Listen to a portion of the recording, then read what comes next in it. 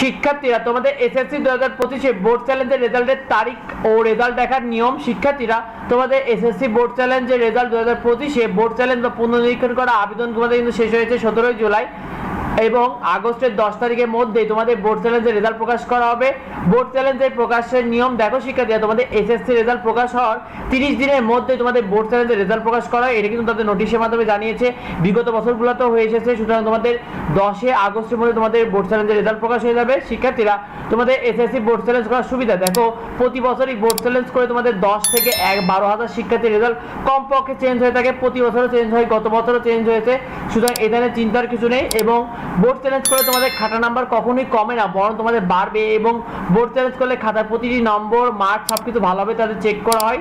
শিক্ষার্থীরা তোমাদের বোর্ড চ্যালেঞ্জের রেজাল্ট কিভাবে প্রকাশ করা হয় দেখো, বোর্ড চ্যালেঞ্জের রেজাল্টের সময় তোমার যে মোবাইল নাম্বারটা দিয়েছিলে সেই মোবাইল নাম্বারে তোমার এসএমএস আসবে, আর অনলাইনে ওয়েবসাইটে তোমাদের রেজাল্টটা দেখতে পারবে এবং বোর্ডের পিডিএফ এর মাধ্যমে তোমাদের রেজাল্ট দেখাতে হবে। পিডিএফ এর মাধ্যমে কিভাবে রেজাল্ট দেখা হবে চলো দেখে আসি। শিক্ষার্থীরা এটা কিন্তু বোর্ড চ্যালেঞ্জের পিডিএফ দেখতে পারছো, রেজাল্ট কিন্তু কত পরিবর্তন হয় দেখতে পাচ্ছ। এ থেকে অনেকে এ প্লাস হয়ে গেছে, এ মাইনাস থেকে এ গ্রেড হয়েছে, অনেকের রেজাল্ট পরিবর্তন হয়, এ মাইনাস থেকে এ গ্রেড হয়েছে। শিক্ষার্থীরা অনেকের কিন্তু রেজাল্ট পরিবর্তন হয়, এরকম ফেল থেকে এ মাইনাস হয়েছে, ঠিক আছে, অনেকের পরিবর্তন হয় শিক্ষার্থীরা। সুতরাং তোমাদের চিন্তার কারণ নেই, গত বছর কিন্তু ঢাকা বোর্ডে প্রায় 2670 শিক্ষার্থীর পরিবর্তন হয়েছে রেজাল্ট। সেছাড়াও তোমার বরিশাল বোর্ডে অনেক শিক্ষার্থী দেখতে পাচ্ছ, এটা বরিশাল বোর্ডের রেজাল্ট।